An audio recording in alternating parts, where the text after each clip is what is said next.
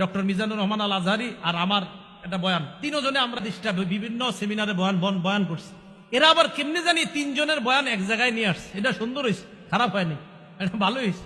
শেখ আহমদুল্লাহ হাফিজাউল্লাহ উনিও এই হাদিসটা বর্ণনা করছেন, ডক্টর মিজানুর রহমান আজহারি সাহেব আরো ওলামা একরাম করছেন। তো এই তিনজনেরটা আবার এক জায়গায় আছে, এটা আবার ঠিক ছিল। এটা দেখলাম মানুষ দেখতেছে, আবার মানুষ অনুপ্রাণিত হচ্ছে। হ্যাঁ ঠিকই, এই হাদিসটা যে রিয়া করা যাবে না কোনো আমলের ক্ষেত্রে।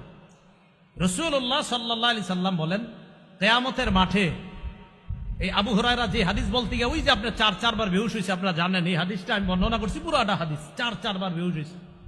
হাদিসের একটা অংশ এরকম যে কিয়ামতের ময়দানে আল্লাহ শহীদকে ডাকবে, আলেমকে ডাকবে, আল্লাহ পাক রব্বুল আলামিন দানশীলকে ডাকবে। তো আলেমকে ডাইকা বলবে, আলেম সাহেব, আলাম ও আল্লিমকা মা আনজালতু আলা রাসূলি, আমার নবীরে যে বিদ্যা আমি দিয়েছি, আমার নবীর উপর যে কোরআন দিয়েছি, আমার নবীর থেকে কোরআন হাদিসের বিদ্যা আমি কি আপনাকে শিক্ষা দেই নাই?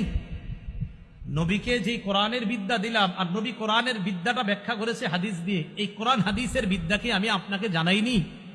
আমি কি তোমাকে জানাইনি? আলেম বলবে বালা, হ্যাঁ রব আপনি জানাইছেন।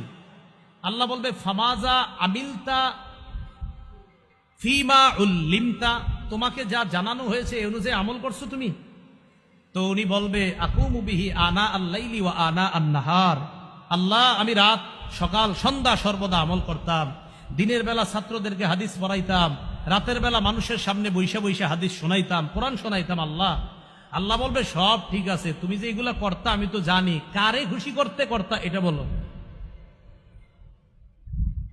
ওই বান্দাকে আল্লাহ বলবে হ্যাঁ ঠিক আছে, তুমি কোরআন হাদিস শিক্ষা প্রচার কর্তা, দিনে রাতে প্রচুর প্রচার কর্তা, তোমার টার্গেট ছিল জনগণ যেন তোমাকে বড় বক্তা বলে, বড় ওয়াইজ বলে, বড় মুফতি বলে, বড় মুহাদ্দিস বলে, বড় শাইখুল হাদিস বলে, তোমাকে যেন বলে সে বাংলাদেশে একমাত্র একজন। এইগুলা কামাই করার জন্য তুমি জনগণের সামনে, ছাত্রদের সামনে তুমি এইগুলা প্রচার করছো, আমারই খুশি করার জন্য করো নাই। যাও জাহান্নামে যাও, সুহিবা বিহি আলা ওয়াজহিহি ফিন্নার, মাথাটা নিচে পাগুলা উপরের দিকে দিয়ে হেঁচড়াইতে জাহান্নামে নিক্ষেপ করো। মানুষকে দেখা যে টার্গেট অমুকে আমাকে এটা বলবে সেটা বলবে। এই জন্য আপনারা দোয়া করবেন, যারা আপনাদের সামনে বয়ান দেয়, বক্তৃতা দেয়, সব সময় তাদের জন্য দোয়া করবেন যে তাদের প্রত্যেকটা কথায় যেন ইখলাস থাকে। কারণ আপনাদের সামনে এত ওয়াজ করে এরা যদি জাহান্নামী হয় তো কতটা কষ্টের কথা। আল্লাহ, আমি আমার জন্যই দোয়া চাইতেছি আপনাদের, আমি সবচেয়ে মনে হয় তাদের মাঝে আমি সবচেয়ে এই রোগে রোগাক্রান্ত, আমার জন্য দোয়া করবেন যে এই রোগ যেন কখনো না আসে।